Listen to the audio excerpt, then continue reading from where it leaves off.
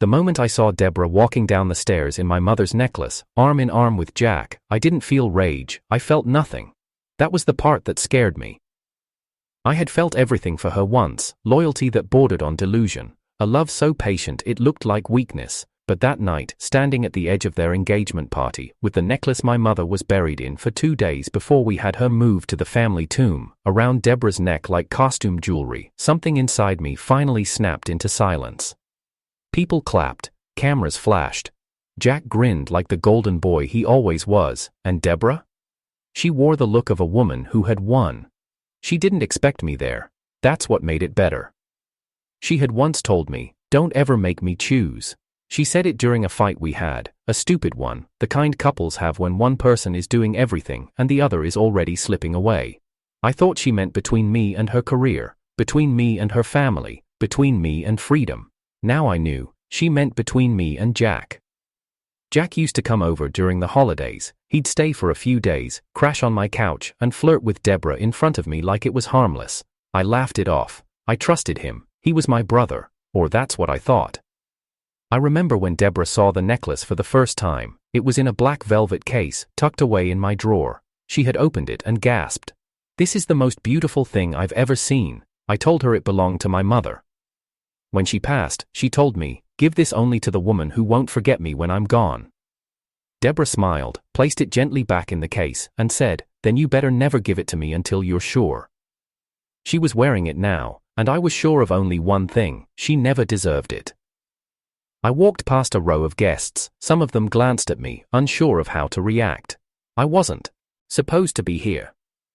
But Jack had sent the invite. He said he wanted us to be close again, said he wanted the family whole. The coward hadn't told me who he was marrying. The crowd parted slightly as I moved forward, and I saw Allison standing near the bar. Her eyes met mine, and there was a flicker of recognition. Allison had always known more than she let on. She raised her glass slightly in silent acknowledgement. She didn't smile, she just watched, always watching. Deborah caught sight of me just as the host called for a toast. Her fingers went to the necklace instantly, and her expression faltered for a split second. That was all I needed, that crack in her perfect act. I didn't make a scene, I didn't shout, I didn't cry. Instead, I walked over to the champagne tray, took a glass, raised it high and said, "To memories we can't erase, and mistakes we can't take back." Someone laughed nervously. Jack raised his own glass, clueless. "To my family," he shouted. Deborah didn't raise hers, she couldn't even lift her hand. I drank. And then I walked out. Because tonight wasn't the night I broke. It was the night Deborah realized I already had. Most people meet their future spouse through fate, or accidents, or some carefully orchestrated moment of charm. I met Deborah when she dropped her entire coffee on my lap and blamed me for standing in the wrong place. That was her, always quick to deflect, always sharp with words. But that same afternoon, she offered to buy me lunch as an apology, and somehow, I said yes. She laughed too loudly, and she always ordered dessert first. But she was magnetic in ways that made it hard to say no. I was 24, fresh out of university, working 2 jobs just to pay rent and keep my late mother's house from being repossessed. She was 22, in her final year, the daughter of a local politician who had just lost re-election and his reputation. In one fell swoop, we were opposites, but she was the first person in years who looked at me like I wasn't someone to pity. Our relationship didn't start like most. There weren't dates under fairy lights or handwritten love letters. There were bills and broken air conditioners. There were nights where I held her after her father's name made headlines for the wrong reasons, and mornings where she begged me to drive her to campus because she had missed her exam again. I was her calm, her constant. She said it all the time. I didn't come from money. I came from a family that lived paycheck to paycheck.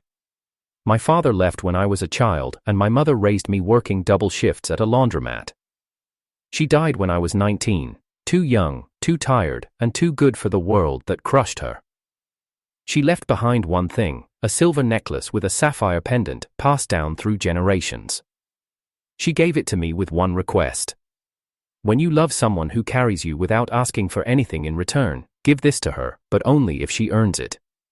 For years, that necklace stayed buried in the back of my drawer, until Deborah. I didn't give it to her right away. I told her the story first. She called it sweet. She never asked for it, but she'd look at it sometimes when I left the drawer open, like someone eyeing a prize they weren't sure they deserved. After college, Deborah moved in with me, not because she needed to, but because her father was under house arrest and her mother had started pawning their furniture. She said she couldn't stand the sound of that house anymore. I agreed. Quietly, I sold off most of my mother's heirlooms, things that had no monetary value to anyone but me, just to cover groceries and rent. The first time she said I love you, it was during a fight. She had just thrown a wine glass across the room and collapsed crying on the floor. I crouched next to her, hands bloodied from sweeping the shards, and she whispered it like an apology. I said it back, even though I wasn't sure she meant it. Jack came back into my life around that time.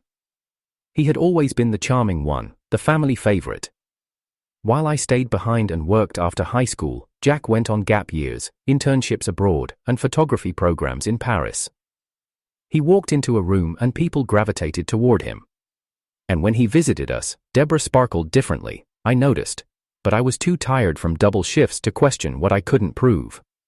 He once joked at dinner, "Deborah, if you weren't dating my boring older brother, I'd be all over you."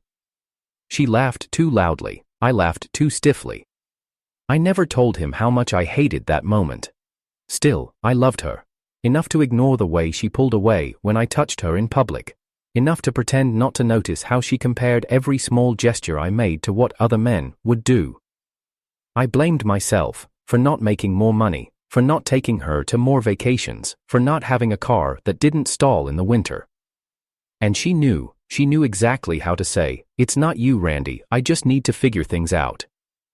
She used that line whenever she was gone for hours without explanation, when she deleted texts, when she came home smelling like Jack's cologne and told me she had lunch with her girlfriends.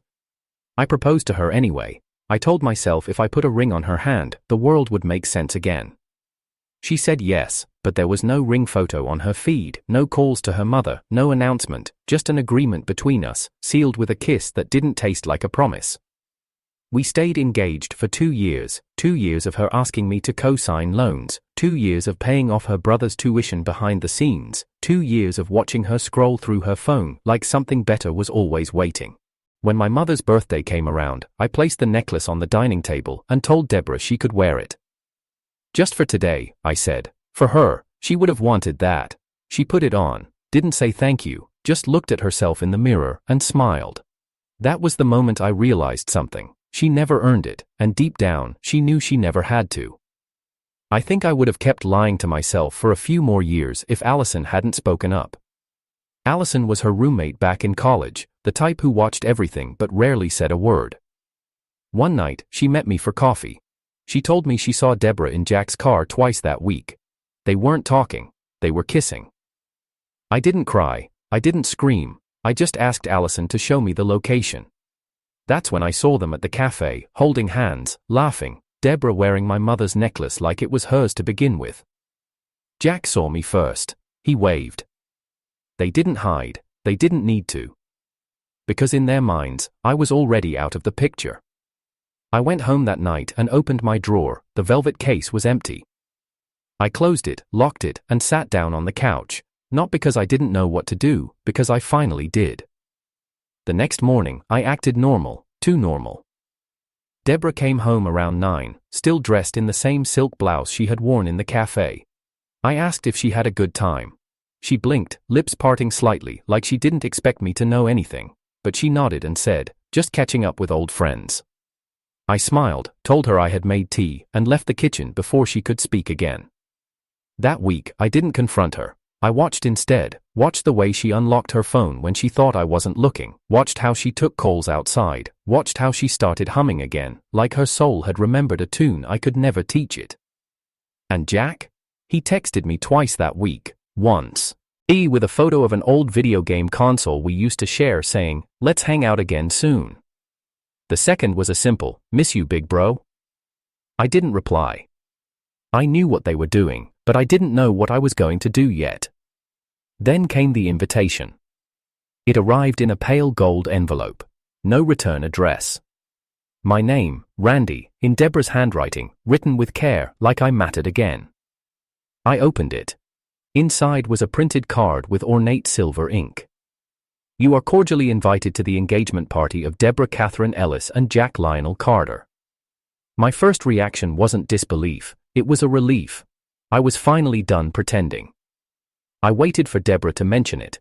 I gave her 4 days. She never did. On the 5th day, I placed the invitation on the kitchen table. She walked in, saw it, and paused. Her hands tightened slightly at her sides. You weren't supposed to get that yet. Yet? I asked. She sighed. Look, Randy, I didn't mean for things to happen this way. You didn't mean to get engaged to my brother behind my back? I didn't mean for you to find out like this. That was her defense, not that it didn't happen, just that the reveal wasn't as tidy as she'd hoped. You could have told me, I said calmly. I didn't know how. You told Jack. That's different. No, it's not. She looked away. We haven't been happy for a long time. Speak for yourself, I wanted to say. Instead, I nodded slowly and walked past her, out the door and down the hall of our apartment. I went to my mother's old bedroom, the room I had kept locked for years, and opened the window. Cold air hit my face. I stood there until I couldn't feel anything anymore. That night, Allison messaged me, "You okay?" I typed, "No," she called within seconds. I didn't talk, not really, just listened to the hum of her voice. Sometimes silence is only bearable if someone else is willing to sit in it with you. 3 days later, Deborah left the house with 2 suitcases and a smile. Jack's got us a place in Midtown, I'll be there by next week. I didn't say goodbye, I didn't even look up from my book. She paused at the door. Randy, I'm sorry. I turned the page. She left. The apartment felt different with her gone, not better, not worse, just different, quieter, like a heavy coat had been lifted off my chest, and I was still learning how to breathe without it. That weekend, I visited my mother's grave, brought her roses, I cleaned the stone, sat with her. I gave it to her mom, the necklace, I whispered, and she wore it to his engagement party, with Jack. The wind blew a little stronger. I thought you'd be disappointed in me, but I'm starting to think, maybe you already knew how this would end. I stood, wiped the dust from my knees, and left the flowers behind. At the office, people started asking about Deborah. We had worked at the same company, different departments, but people talk. I said nothing. Eventually, they stopped asking. Allison came by more often. At first it was lunch, then dinners. She always brought something, books, snacks, silence. You look tired, she said once. I am, I admitted. You can stop pretending with me. I nodded, not even knowing I had been pretending.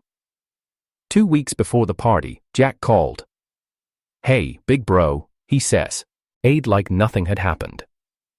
I stayed quiet. I wanted to talk before the event, clear the air. I waited. I know it looks bad, but Deborah and I, what we have, it's real. I almost laughed. And what she and I had wasn't. He paused. You were always too good for her. So you decided to downgrade. That shut him up for a second. She said you were cold, that you shut her out. I raised an eyebrow. And I assume she said you were the son. She said, you never fought for her. I spent 7 years fighting for her, Jack. She just wasn't looking. He sighed. Will you come to the party? I didn't answer. I hung up. I didn't plan to go. But something changed the day before. Allison came over with a dress and heels. I'm going, she said. You weren't invited. Exactly. We sat in silence, then I asked, would you go with me? She smiled, and for the first time in weeks, I saw something soft in her expression. Yes, but not as your rebound. No, as my witness.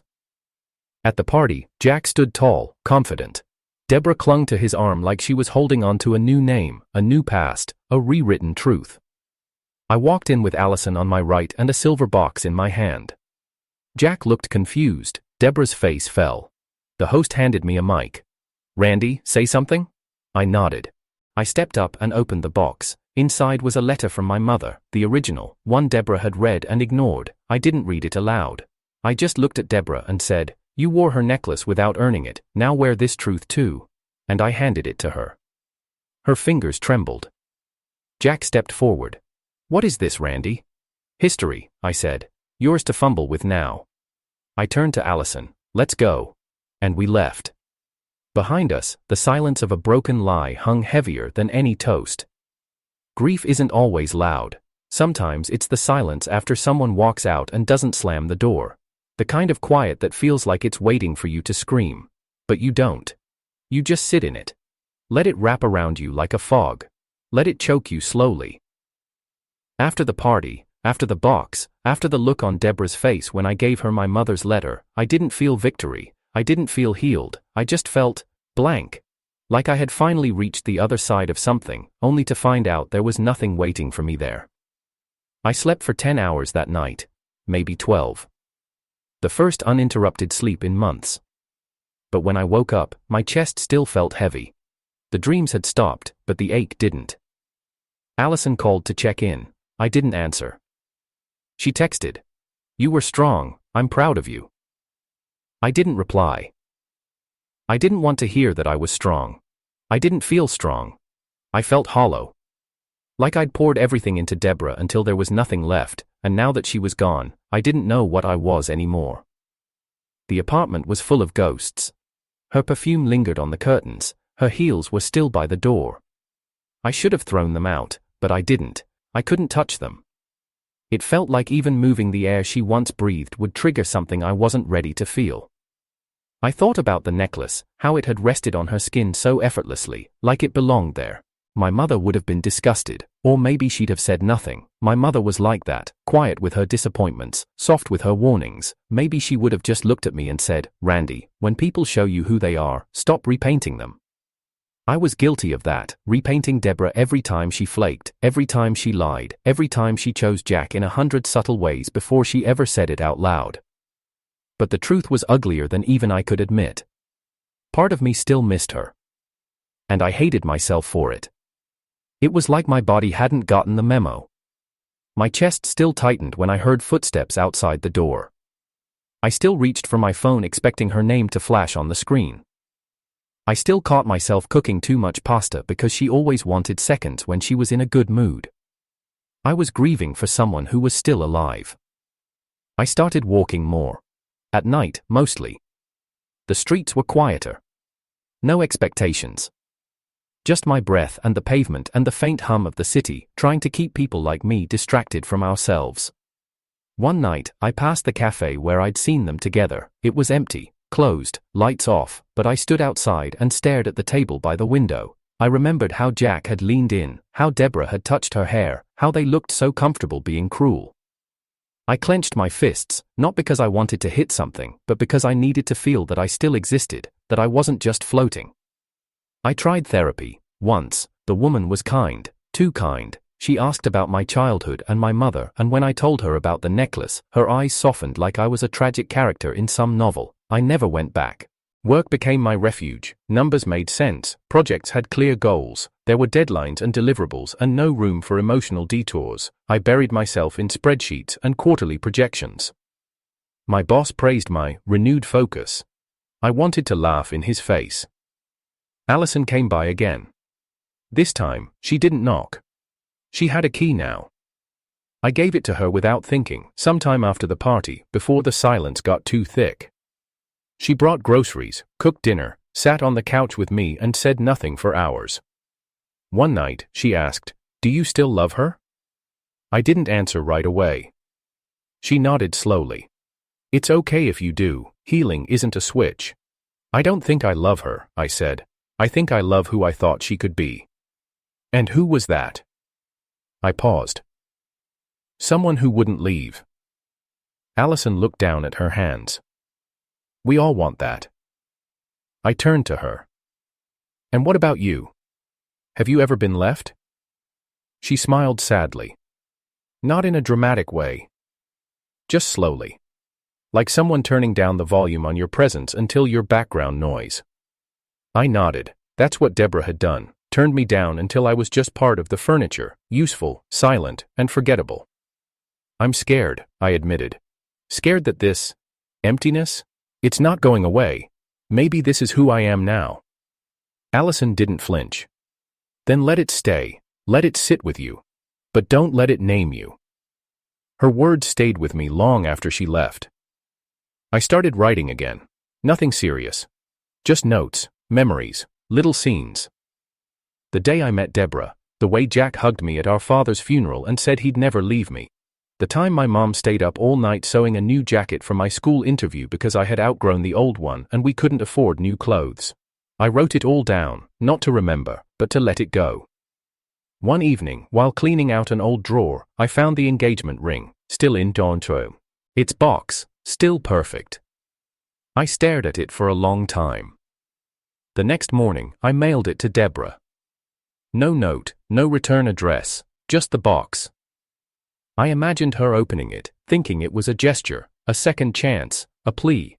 But it wasn't. It was closed. The next time Jack texted, I didn't ignore it. I replied with one sentence, "You were never half the brother I tried to be." He didn't respond. Good. I donated Deborah's shoes, cleaned out the closet, took down the framed photo from the hallway.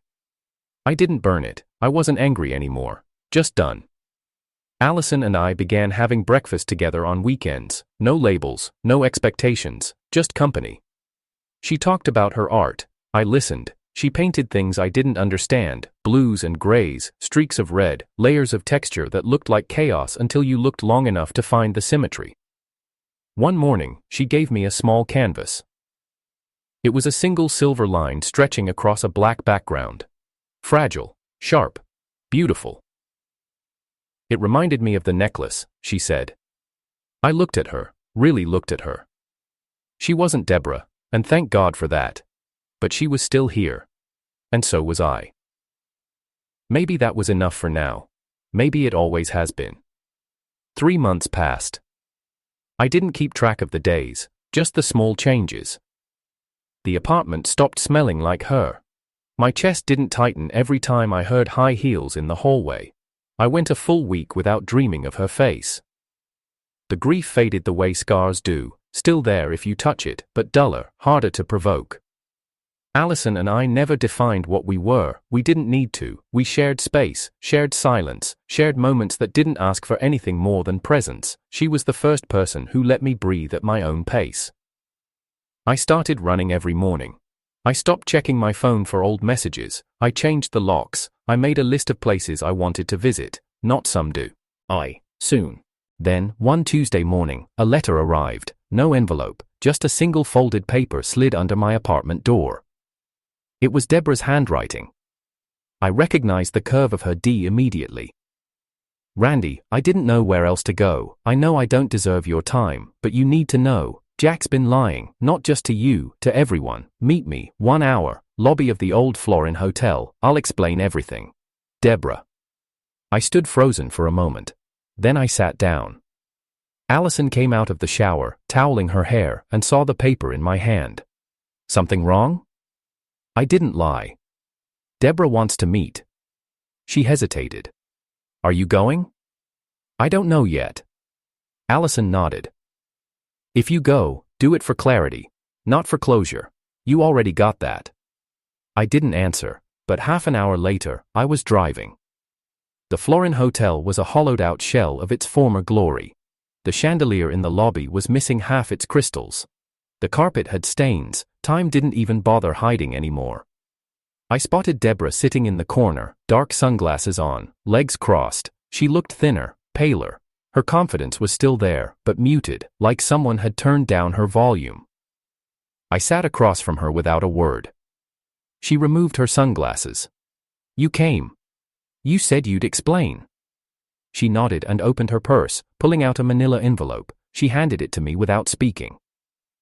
Inside were printed emails, transaction records, and photographs. At first, they made no sense. Then I saw the one name that shifted everything. Allison.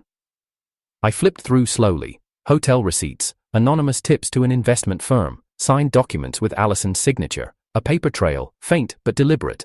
Deborah had highlighted the connections. What is this? I asked quietly. She's not who you think she is, Deborah said.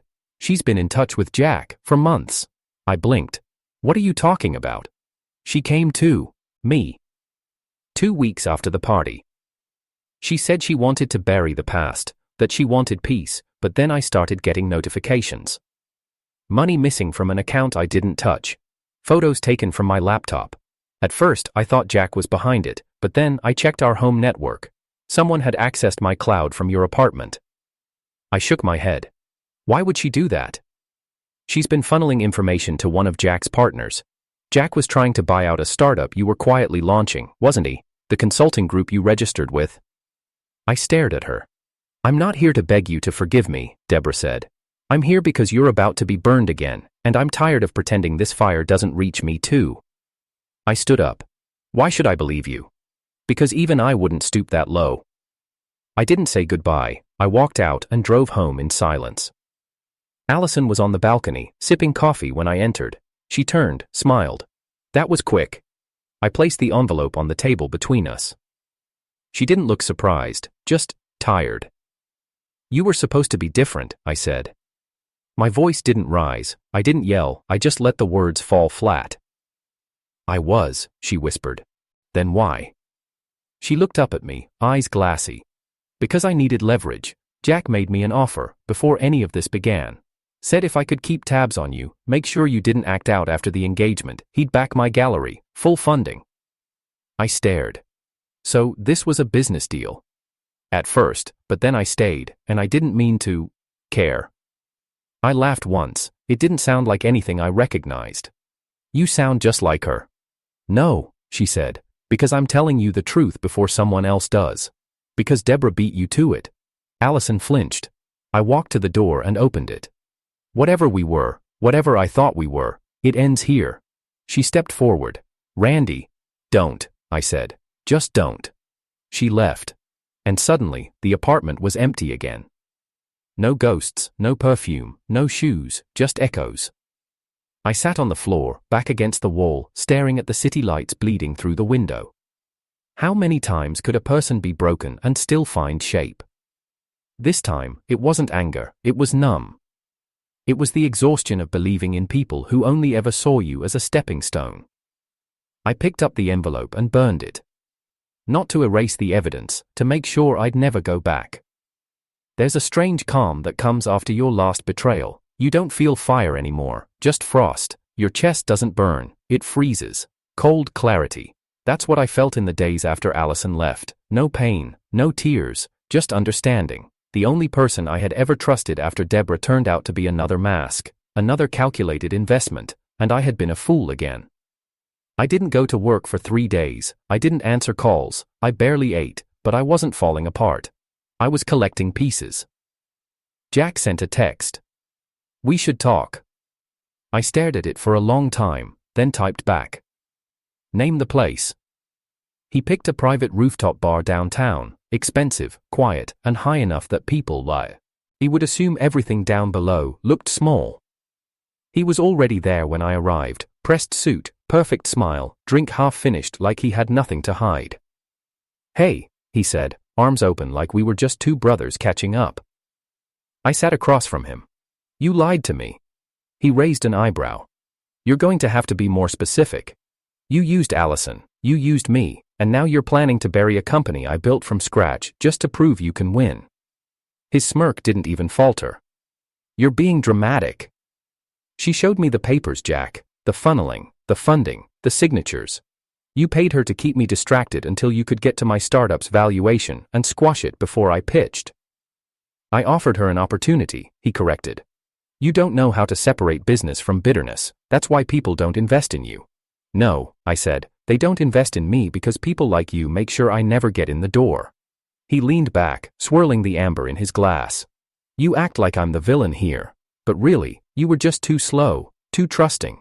You kept playing house with Deborah while I was building an empire. You thought love was a shield, it was your leash. I stared at him for a long moment.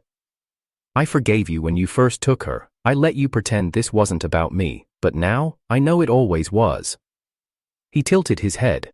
You were always Mom's favorite, Randy. Even when she was dying, she asked for you, not me.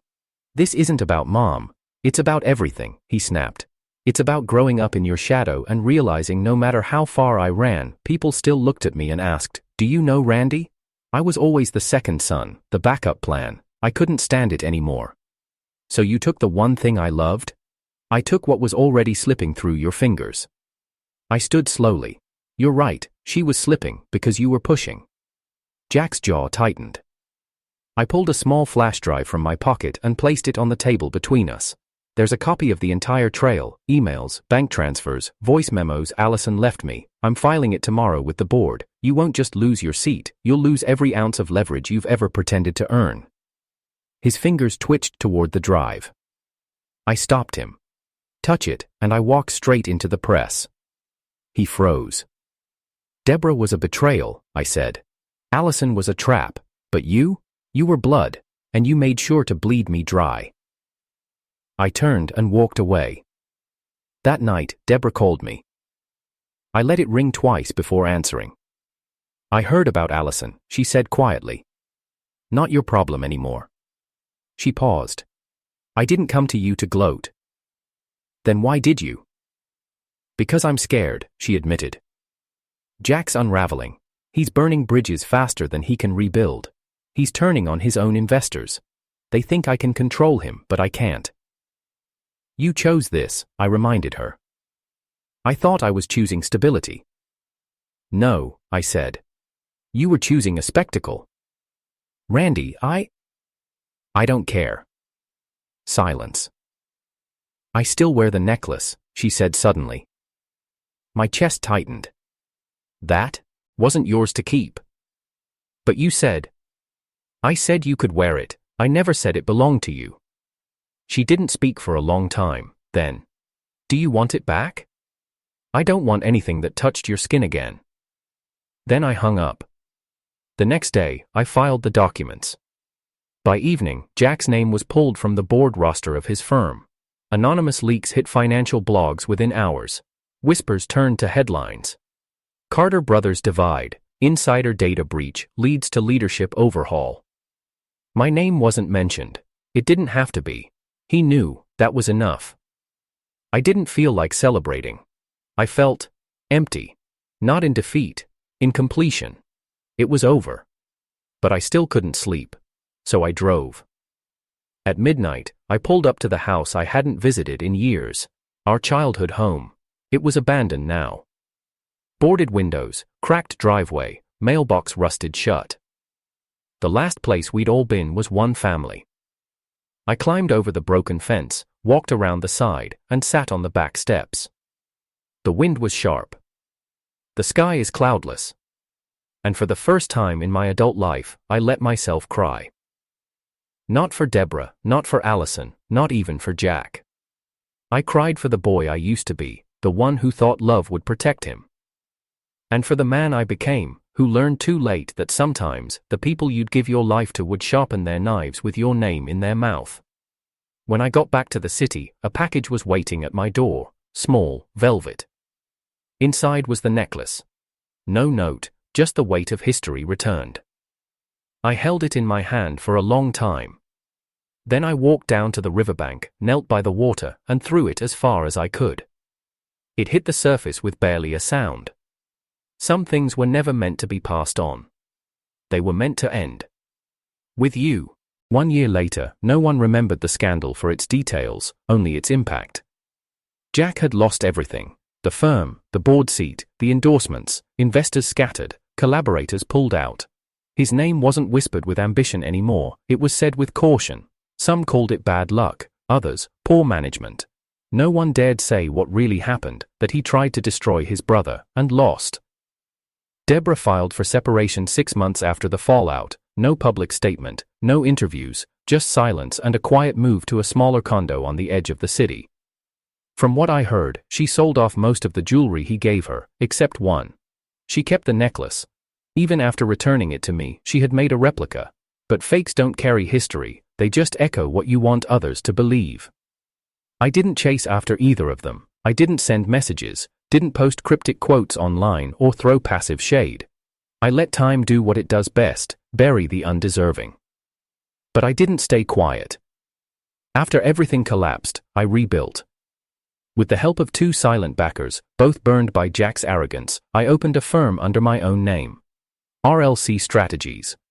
I started small, 1 room, 1 assistant, 1 desk, But I had everything Jack never would again: trust. People noticed. The media noticed. And then, they remembered. I became the quiet anomaly, the brother who didn't speak, didn't retaliate, didn't boast, but emerged as the last man standing. The one they didn't see coming. I used no fire, no fury, just a fact. One morning, a woman from a major digital business channel requested an interview. She said, "The public wants to know how you remained so composed." I told her the truth. Because I stopped trying to be seen, I said, and started building what couldn't be ignored. The video went viral. Allison resurfaced, briefly. I received a letter, apologetic, elegant, full of reflection. She wrote that she never expected to care, that her manipulation was supposed to end with one paycheck. What scared her most was how much peace she found in my presence. I didn't reply. There are wounds you don't reopen, even if they scabbed over cleanly. Closure doesn't mean contact, it means control. But revenge? That came on a Tuesday morning, quiet, undeniable. It arrived in the form of a call from a well-known development firm, one Jack had always admired. They had recently absorbed 2 tech startups, both formerly owned by Jack's shell companies, and now they wanted to partner with me. They had one condition: I'd serve as the lead strategist overseeing all creative redevelopment of the projects, meaning, every blueprint Jack had ever funded, now passed through my hands. When the paperwork hit my desk, I didn't smile. I just signed. Then I called the one reporter who had hounded me the most during the fallout. I gave her a name, a date, a statement. Sometimes, the best way to take something back is to build it better and make sure they have to watch.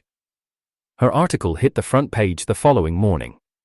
Randy Carter acquires control of brother's failed legacy, redefines the capital's tech landscape. The headline wasn't mine, but the victory was. Deborah messaged me that night, a short message, just one line: "You won." I deleted it. Because it wasn't about winning, it was about being free. 3 months later, I stood at my mother's grave again. No necklace, no flowers, just a pressed suit and my shadow behind me. I knelt down and whispered, I finally stopped saving people who wouldn't have saved me. A breeze stirred the trees behind me. It felt like an answer. Allison reached out once more, this time, through a mutual friend, said she was in town, said she wanted to meet, not to rekindle, but to return something. I agreed. We met in a bookstore, neutral ground. She handed me a notebook. "I took notes during all those nights you talked in your sleep," she said. "You used to say things you never said while awake." I didn't take the notebook at first. "Why are you really here?" I asked. She sighed. "To say thank you. You reminded me that I wasn't born to be someone else's shadow." I nodded. "Good, stay in the light." She left. I never opened the notebook. Instead, I donated it with a batch of journals to a local writing workshop for youth in shelters. Let someone else shape those words. As for me, I started again. New home, new number, new city. I didn't vanish, I just moved on. No headlines, no statements. But occasionally, I'd get tagged in posts. A photo of a building I helped design. A quote I left at a conference. A quiet mention in a podcast about resilience, but I never corrected the details, never filled in the blanks.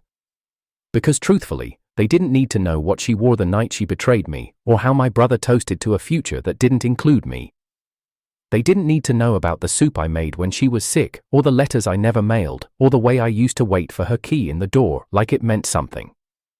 They didn't need to know how silence sounds when it's final. What mattered was this.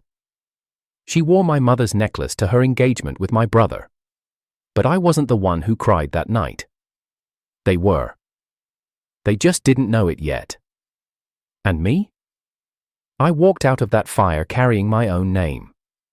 Not theirs. Mine.